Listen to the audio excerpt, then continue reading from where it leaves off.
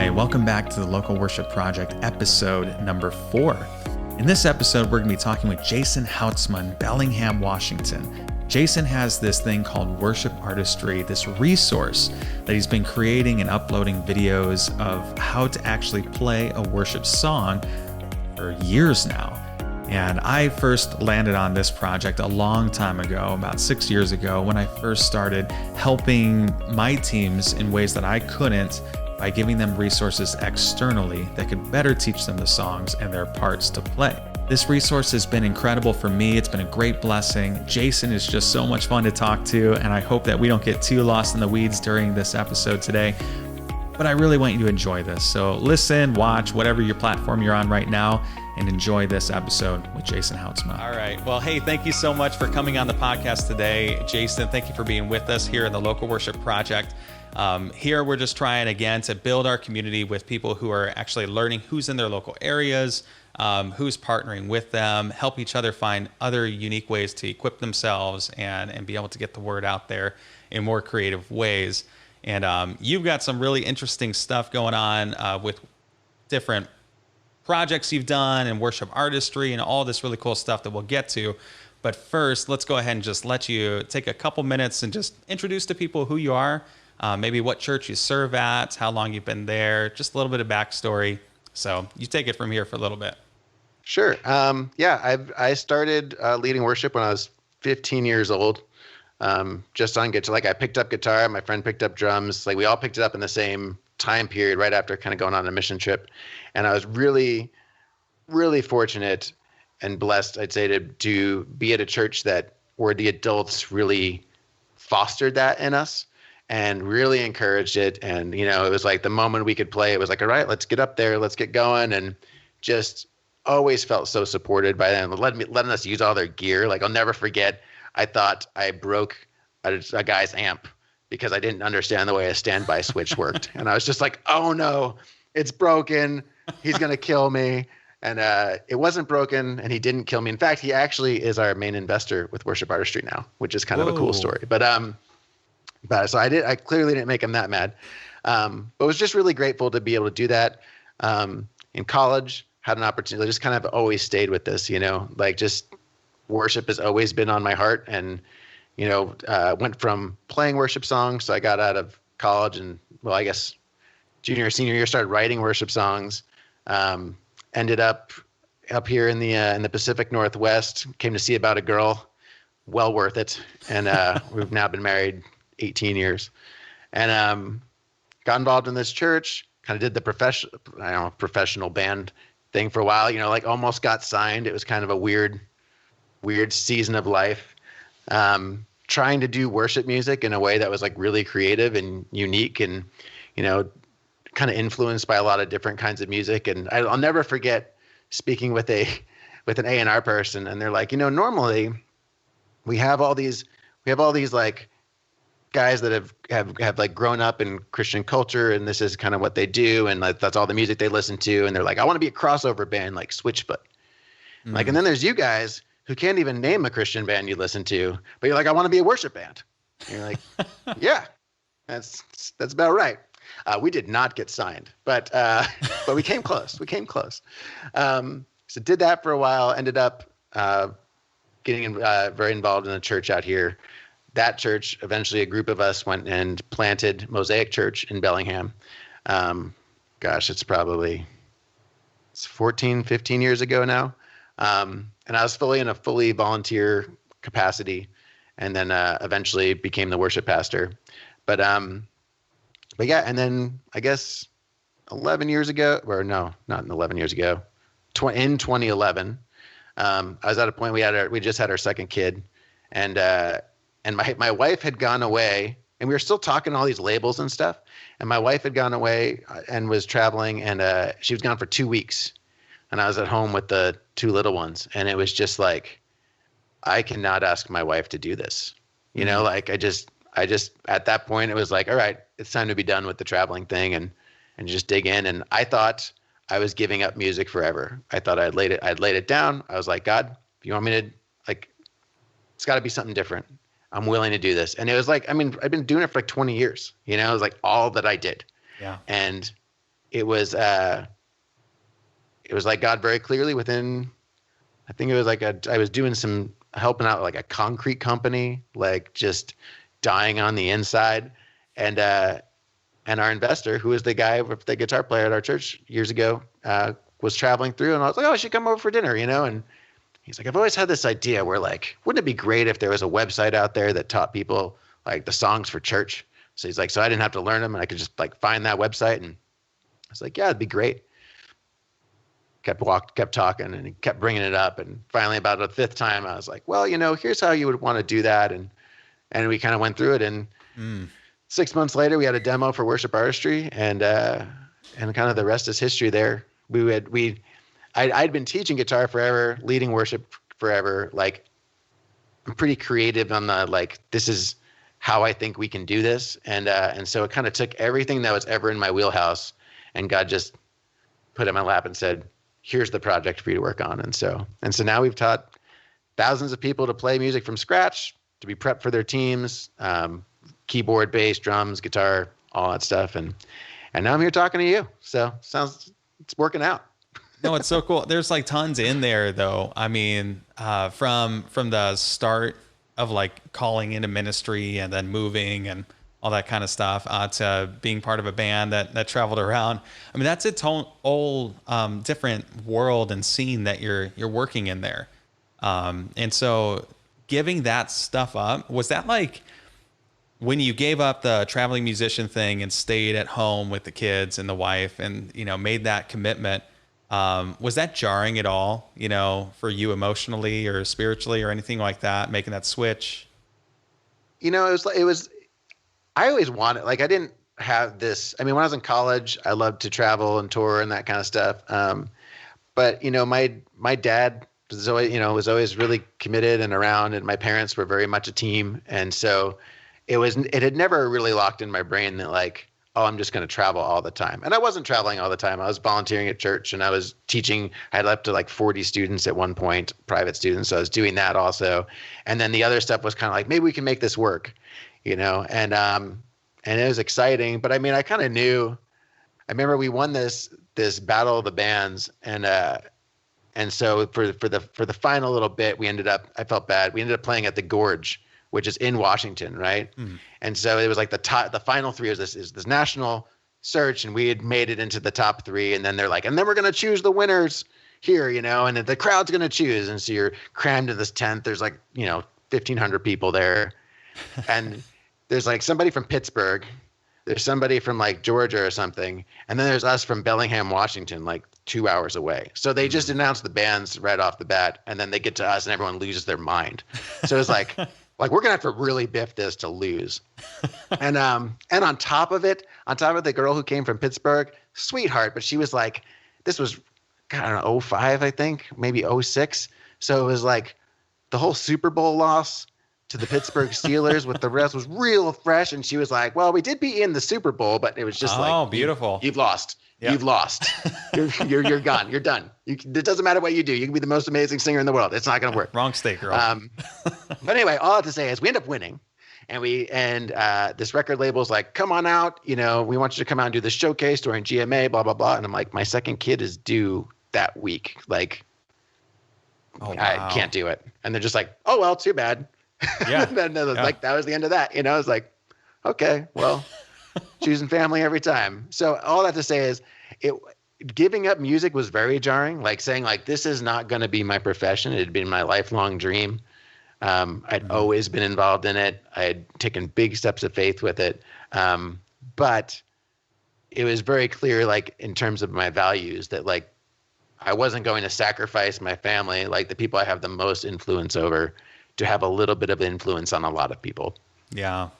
And that's so cool. I think the thing that I hear the most, in ministry is like this whole sacrificial thing, and I think sometimes we forget though that people who aren't called to ministry are still called to sacrifice, in just their Christian walk.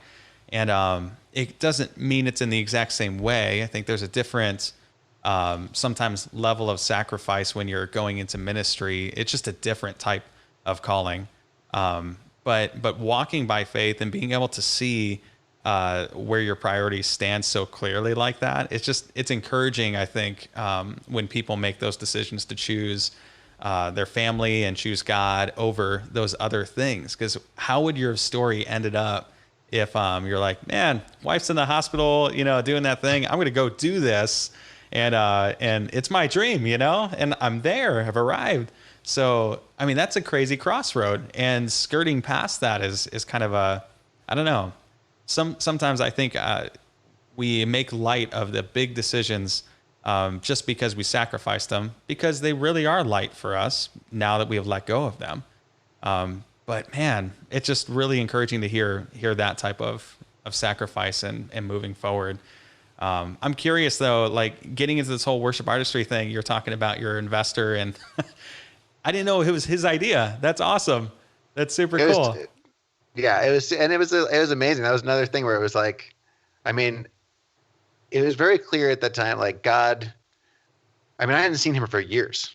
Right. And we just heard he was traveling through, and it was like, dude, you should come over for dinner, man. Thanks for letting me use your amp. You're awesome. And, he comes in with this idea, and this is at a time like now it's years later, right?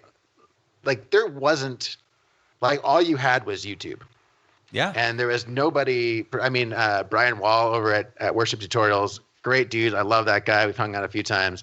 But he and I were just getting started with I was like, oh, I'll just put out some stuff on YouTube. And he and I were the only ones that were kind of consistently doing it, Yeah. And it was very like, I got 100 views, he's got 150, like it was very, now it's very different. But that idea wasn't even really there. And he would have to explain to people, no, it's going to be different. And the way we developed everything was built to kind of like, I want to make this so that it's super accessible to people who don't know anything, and also super easy to navigate for people who are really good and just need, hey, I just need to check this one thing real quick, boom, and I can find that really easily, And so anyway, so it's like, yeah, so it's his idea, and he likes to bring that up often. Like, oh, just remember, this is my idea, like totally. But yeah, I mean, he gave me the shot, like I had no idea. I didn't even know you could ask people for money. Kickstarter wasn't around. I didn't know you could be like, hey, I want to start a business. Would you help me? Like, I didn't know that was a thing.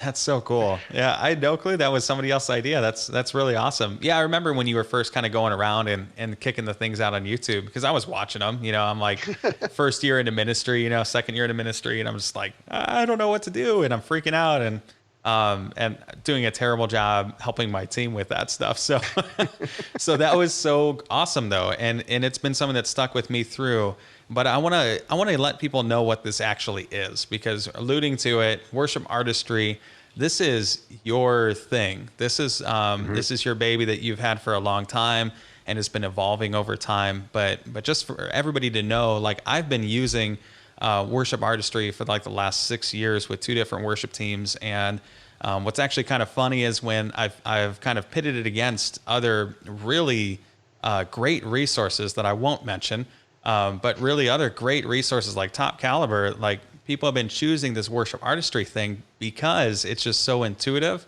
It's simple, but it's also presented in a way that it gets you to this next level of ability that you wouldn't normally be able to get through if like you just hear audio and you're trying to do it in your head, or if you're struggling with the chart thing and you're more of a visual learner.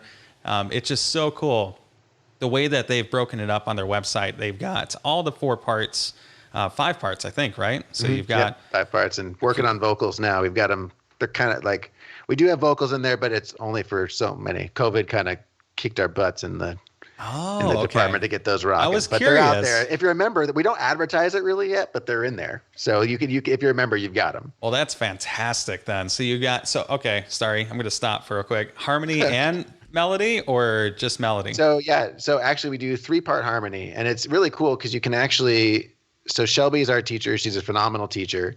And she actually does this music video where she sings all 3 parts along with the master track, and you can like mute different parts and just kind of like watch the one person and like hear how it fits, and then you can hear loops of the other people and practice along. And it's, I don't know, it's pretty cool. Goodness, that is awesome. Okay, I was curious. I was like, that's like the next step. I'm like waiting for you guys to do that. Okay, that's cool. But yeah, so I mean, the way that you guys have broken it up into 5 parts, it's just been so easy for everybody to grasp that I've thrown it to, and even people who like are past that level of beginner kind of stage, just a quick referral and reference of loops and just kind of quick, the way that you've broken it down into sections is the biggest part, I think, because people able to say, this is the verse, this is the chorus, this is the bridge. And I'll share with you guys how all of this works, and maybe show you like a full walkthrough of his channel at some point. But I want you to just break it down and what started Worship Artistry after this conversation, and what's been your journey from like when it started to get you to where you're at right now. Sure. Like, I always tell people like I'm a teacher who just happens to be good at guitar. Like, guitar is my passion, but like I've always enjoyed educating people. I enjoy like just sitting down and getting next to them and going, oh no, let me tweak this thing for you. Oh yeah, we can. Oh, look at that. That opens up this new world. Like, that gives me so much joy. And so I'd been teaching guitar for a long time and leading worship for a long time and all those things. And there's a couple things. One was I've done it long enough that I know what you're going to ask before you ask it usually. And so I really wanted to build them in a way that was like, okay, if you're an acoustic player, I mean, I have a chapter that we walk through every chord. Like, yes, we have chord diagrams, but also it's like, use this finger to mute this finger. Because I know a lot of you are not muting your low E string on the C chord, and I'm telling you, it doesn't sound good. Okay, like, I know that, right? So we made sure we put that in. There's a music video that kind of shows the playthrough, and then there's a walkthrough which is by far the worst part for me to do, where it's like, throw the metronome on and I just play through the whole thing and talk through like, okay, here's the verse, here's the thing, just to kind of point out anything that might have gotten lost. And then there's always the solo acoustic chapter, which was like my favorite, where I kind of take the idea and go, okay, if you're leading this by yourself, because a lot of people are, I mean, not everybody has the big team. I don't. I planted a church.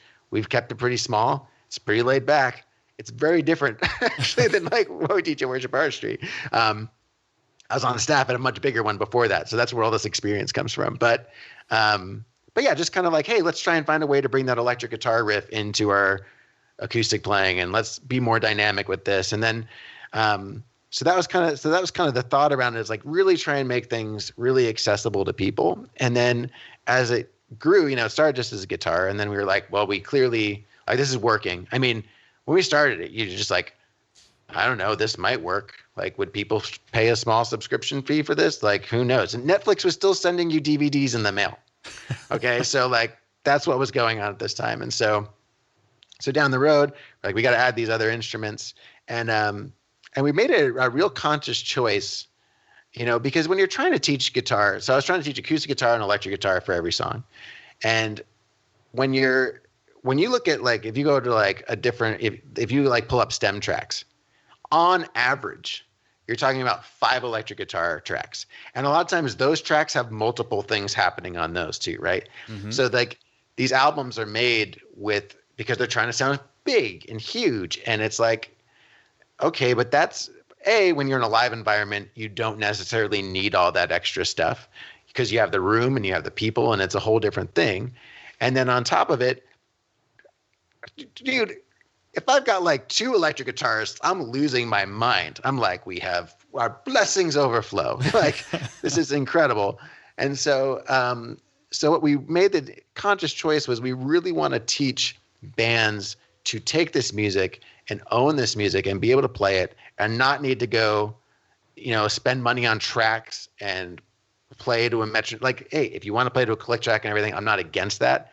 But I love playing live music. I think that's really fun, and it's like what keeps me engaged, and the interaction with the congregation, and the like, we're all doing this together thing.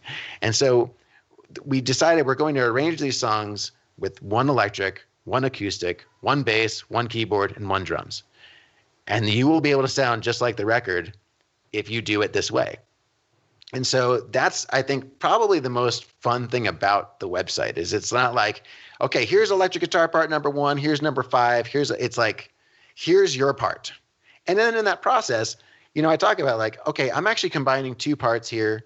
We're taking this part and this part. If you have 2 guitarists, one of you can take this and one of you can take that. But if you play it this way, you get both things.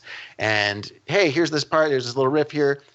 Not that important, but if you wanted to, you can. To try and help people actually think like musicians and really own the song in a way that they can go in, feel confident, not be guessing at notes, not sure what they're going to do. We kind of do all the arranging for you. But then hopefully you get good at it. And then when you show up to practice or when you're playing live, you get to inject more of yourself into that and not just be a robot.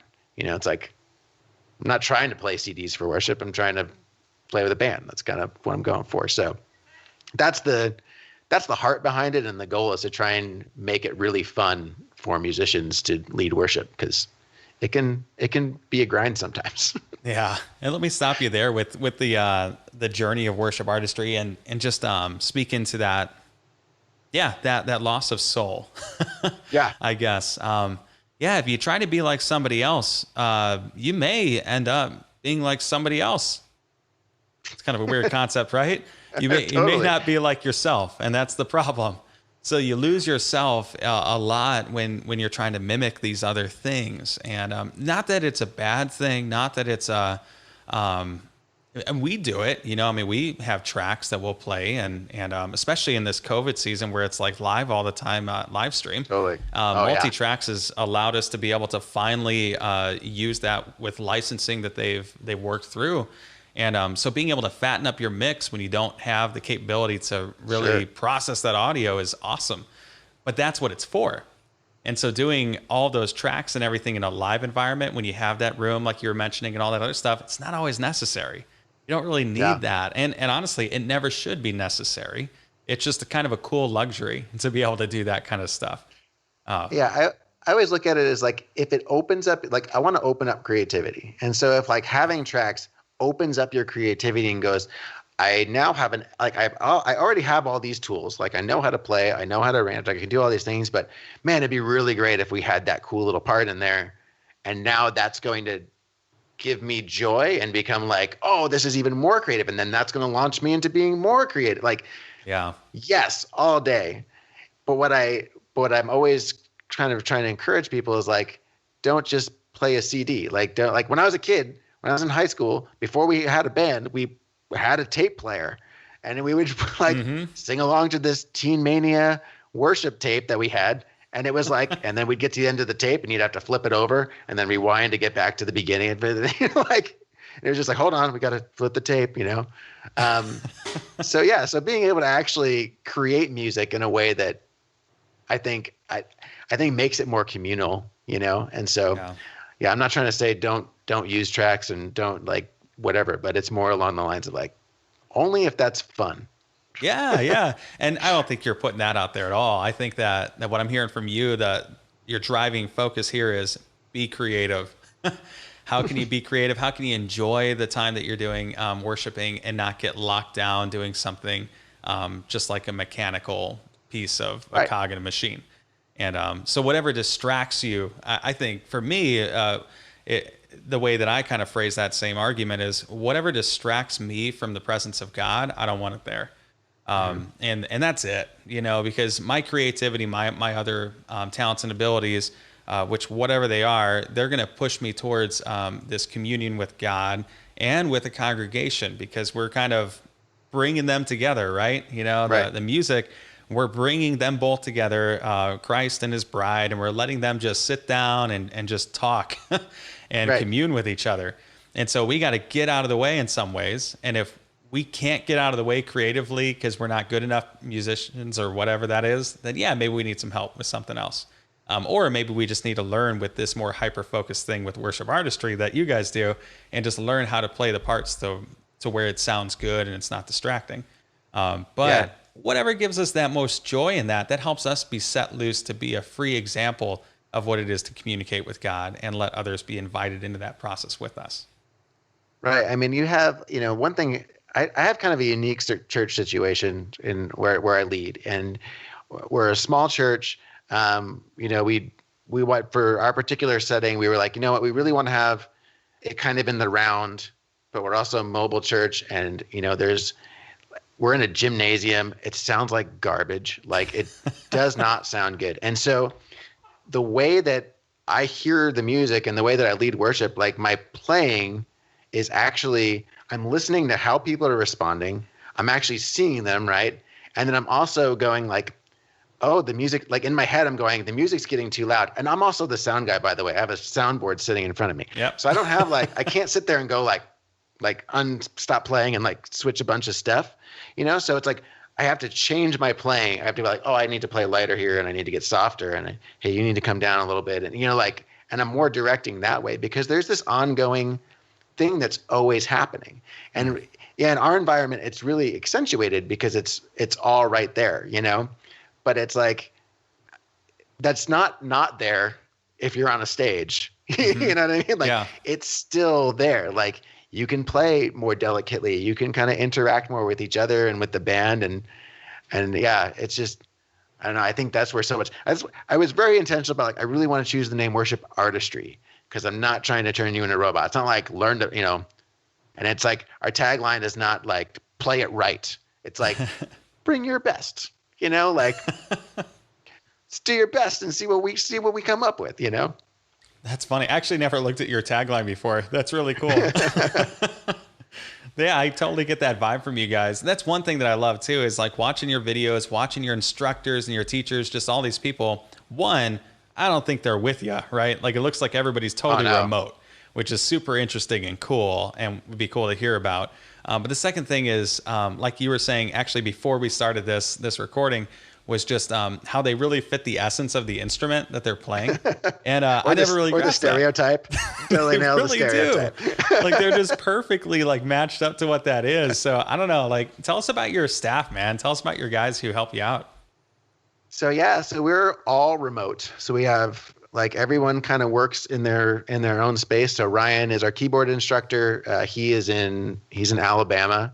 And then Josh Ward is our drummer, and he is in Florida. He's been touring a ton. He's been touring with, he was, and then it all stopped because of COVID, but he was touring with Austin French a ton. So he's out there like playing stadiums on the weekends and then pops back and pumps out a lesson. And Daniel is our lovely South African bass instructor who I just, man, I wish he lived in the house next to me. Like he's just so fun.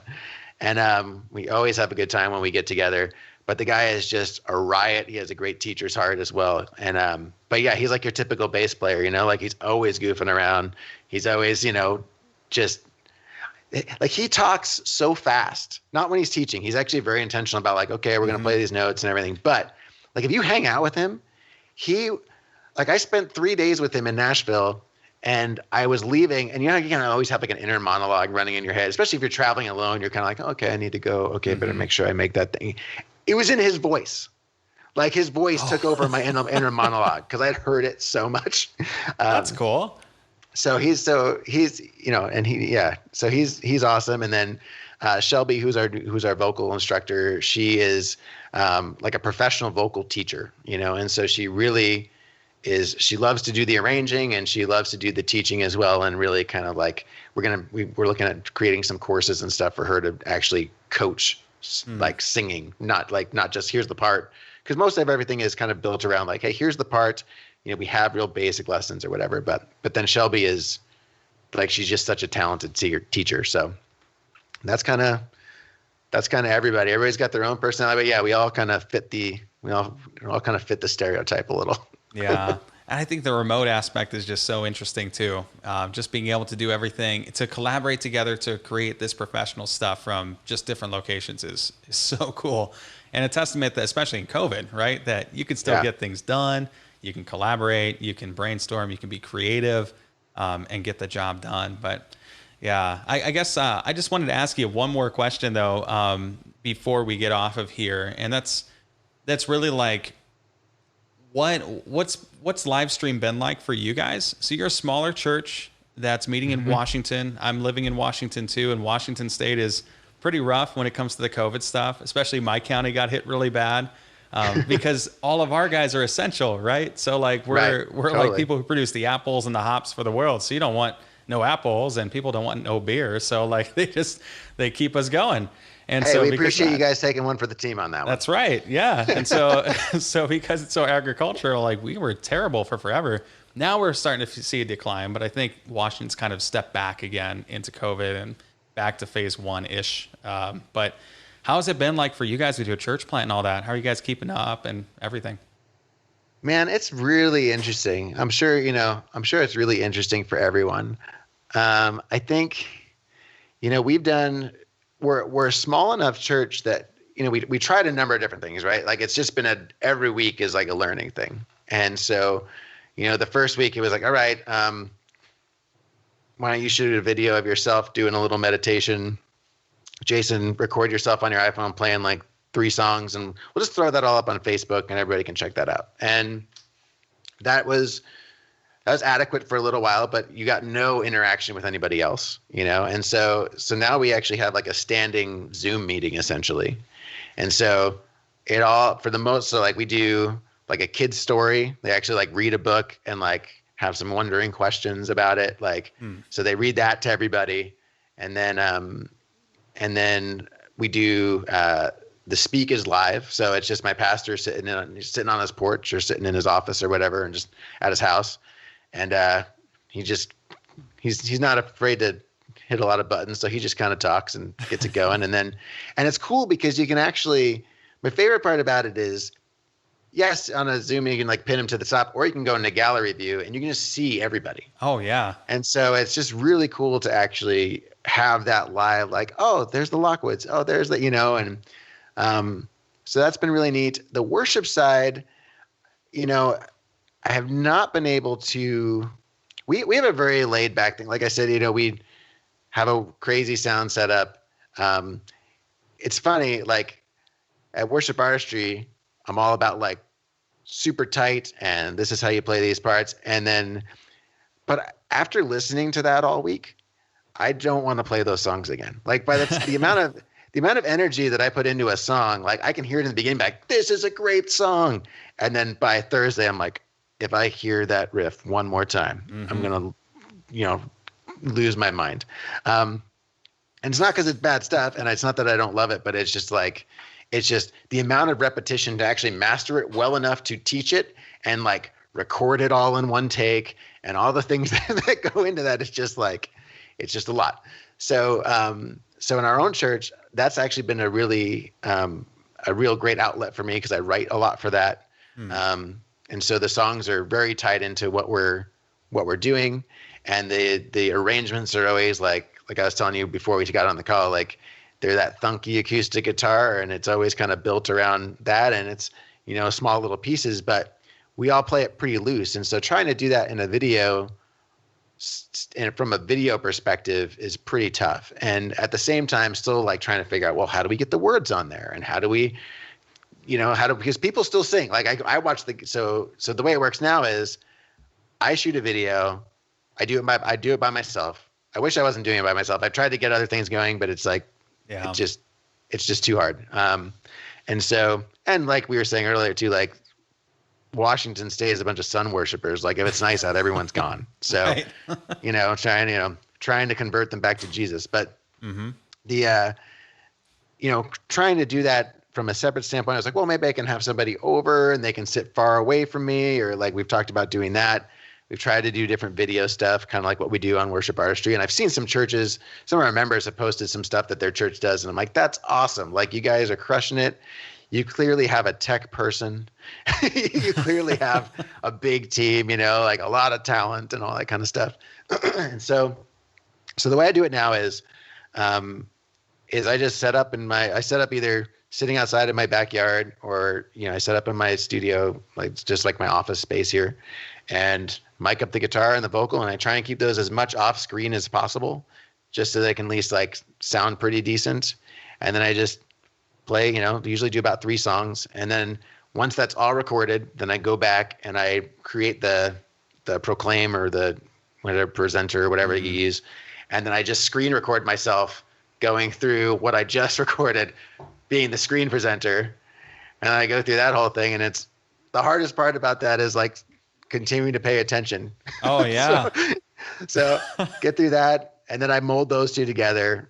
make sure the sound is good, and then I create a video, and then we just screen share that when we do it live from the Zoom sort of a thing. So Wow. people still kind of see me live, but then they also, it's like, oh, here's the video, and it doesn't sound like, it's coming through my iPhone speaker or whatever.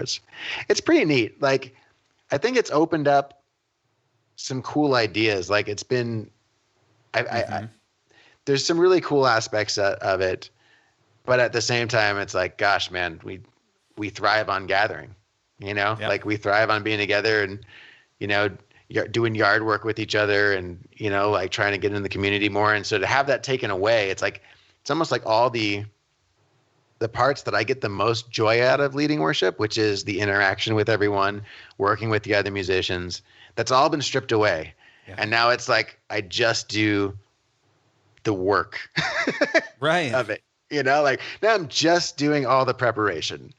Yeah. So it's a constant battle to try and like really keep my heart engaged and really treat it like, hey, like I'm still leading worship for everyone, still get in that space of not just like, I got to crank out 3 songs here, and really try and lead something, even though I can't see everybody when I'm doing it. So that's kind of a long answer to your question, but no, it's so good though. It's refreshing. I like that you're not all negative about it, right? Like there's a lot of people who are at this point. I mean, it's been a long time. It's been 5 months, it's a long time. So people are getting tired, like burnt out, just sick of it because of all the negative, but you're right. I mean, there are so many cool things that have come out of this, and knowing what we can do creatively if other things were stripped away, and is Jesus enough, right. in these moments and long moments. Somebody on our staff over here says this all the time. She is like one of the wisest people I've met in a long, long time biblically, but she says all the time, and her name's Karen, ironically, with the memes going out. But I've been feeling so much for people named Karen. I know, but she's been rocking this because she is just grounded, right? Like not the typical Karen, if that's a thing. But man, like she just brings up this reality that we are just we're not used to the long haul. We're used to right. short term, quick. It's a Western culture thing. We're not used to being without or absence for a long time. And so always in the prayers, she seems to constantly be bringing up, just teach us to wait, teach us to be patient, teach us to just rely on you and truly rely on you. And it's really great through that process and everything. You're reminding me of when I was a worship leader right before this church back in Indiana at our church plant out there. What would this have been like for me out there? Because over here, I got a team. And we actually had this guy come up who just was in broadcasting for years and years and years. He's retired, and he kind of set everything up the first week for us. And we'd never done a live stream before at this church, and he just made it happen till now. And it's just been incredible. I mean, I don't think we do the best thing in the world, but man, like he got us up and going. We were able to awesome. Do pretty well.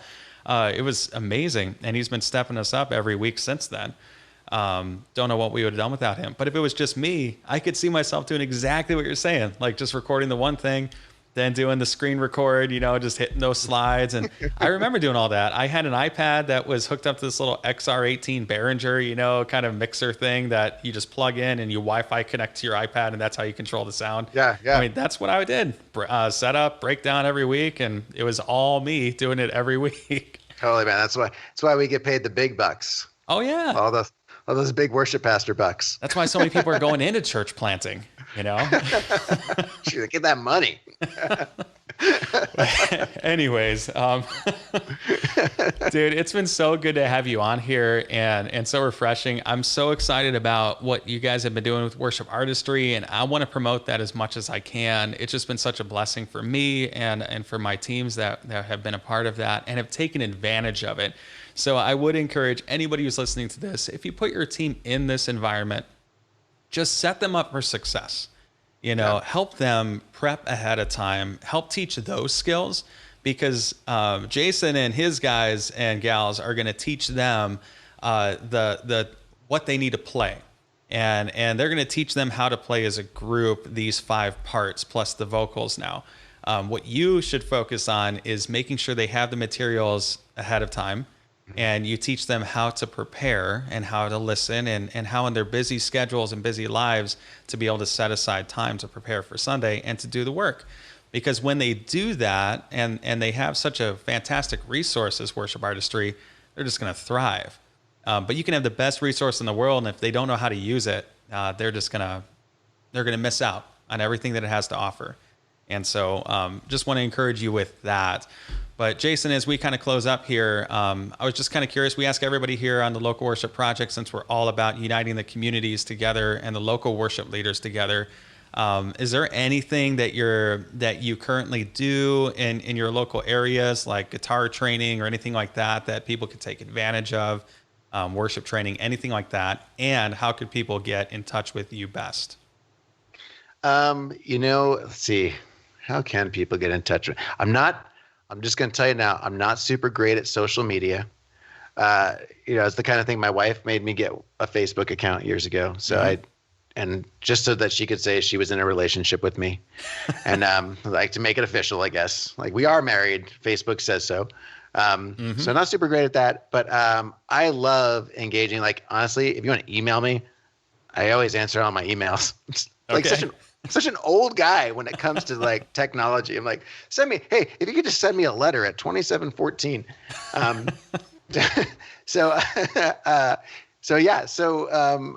Jason at worshipartistry.com. You can always email me about that. Some stuff that's really cool. We actually have our own podcast, the Worship Artistry podcast, where we do a lot of, it's funny. We intended it to start off as like, hey, we're just going to talk with our teachers and kind of do those things. And so many artists wanted to get involved in it. Just now we have all these artists, which is cool.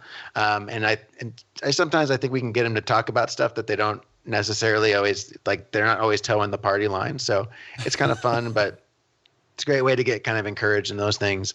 Obviously, worshipartistry.com is a great way to reach out, and that's something that it's, we're always answering things over there. It's care very much about the community. And if you're ever passing through Bellingham, Washington, come check out Mosaic. If we're ever open again, you can check that out. I always have to tell people, it's like, I'm a worship pastor at Mosaic Church. Not the big one.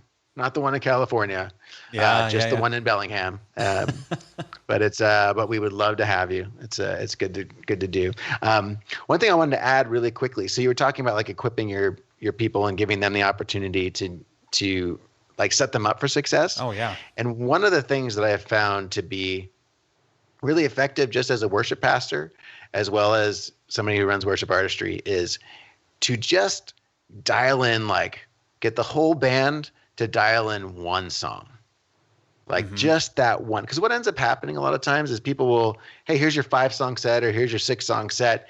And they're just like, I'm trying to squeeze this in between like my kids and between my job and all the things. Sometimes I think, especially as if you're a professional worship pastor, like we're busy, but we're also like asking people who also are working their 50 hours a week to then do this thing on top of it. Right. Yep. And it can be really tricky. So one of the things I always suggest is like pick one song and be like, hey, prep for all these, or just follow the chord chart on those. But let's just try and get this one.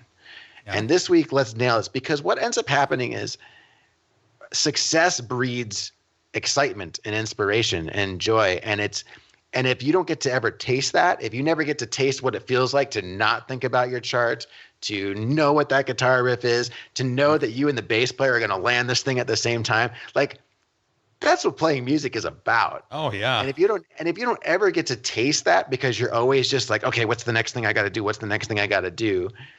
It's just, it's a bummer. It's just kind of like I don't think you ever get there. And it's like our goal so much is to play with confidence. So pick one song, give your team one song, be like, we're all going to work on this one, everybody.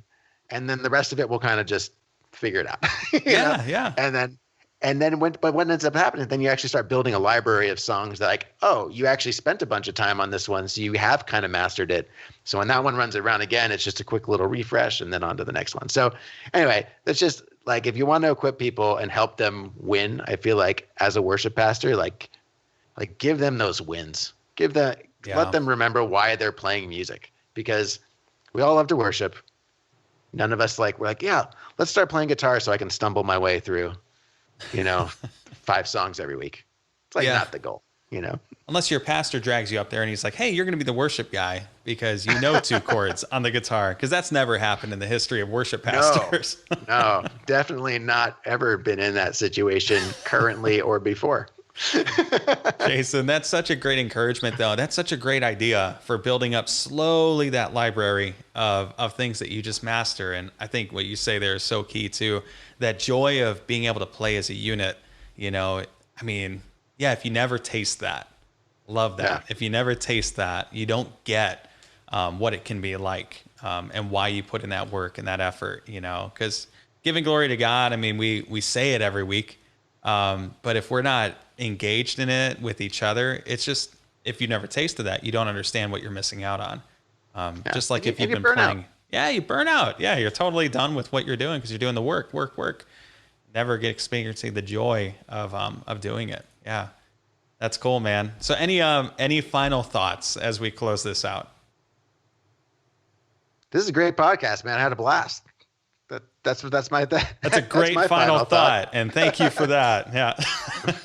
It's been super fun. It's been great talking with you. And I just want to thank you so much for coming on. And I hope we get to talk again sometime after this. Anytime, man. Hey, we're both in the same state. I always think it's funny. Like, I feel like we started this worship company in this place that has like no Christians. I know. So, you know, it's well, that's something I was curious about too. I'm like, how am I going to do this local worship project thing out here in Washington? But it's a different world, right? It really is. Yeah. From the Midwest, in Chicago area, it's just totally different. Fort Wayne, Indiana, it's the church city in Indiana. So, I mean, there's a church, sometimes 2 or 3 on the same block. I mean, it's just everywhere over there. And so coming out over here, I wouldn't say it's like there's less churches. It's just a different mentality. Totally. Yeah. To what church is. And there's different challenges, right? Like, I feel like when you live in a place, you know, it's like I went to school in Oklahoma, and, you know, when Christianity is part of the culture, it's like that's its own challenge, right? Because it's like, how do you make this not just part of the culture and actually something that is life-changing, and it's not just like a thing that you do because everybody does it. Yeah. But it actually, like, you're letting Jesus continue to change your life, right? But out here, you're constantly having to look at the church from an outsider's perspective, because it's you're the outsider. Like, what does this look like to other people, and how do they view the church, and do we, you know, and how do we show Jesus in a way that we know him to be as amazing as he is, and how do we actually introduce people who think we're crazy, and why would you waste your Sunday going to church, and you pray and you think you hear from God? Oh my Lord, are you okay? You should go to a doctor. You know, like. Yeah, I remember. I think coming out here and grasping that concept for the first time, it was almost a breath of fresh air of the challenging aspect of saying, oh well, what do I believe? You know, and why do I do what I do on Sunday, and what do I do in the week, and is it centered around Jesus, or is it centered around the work, or is it centered around the people I'm trying to serve? And I think one of the great there's this really cool book, Emotionally Healthy Leadership. I'll put a link to that in here. But really, really cool, a book that helps just staff in church understand when they're emotionally unhealthy and how that really links into their spiritual life.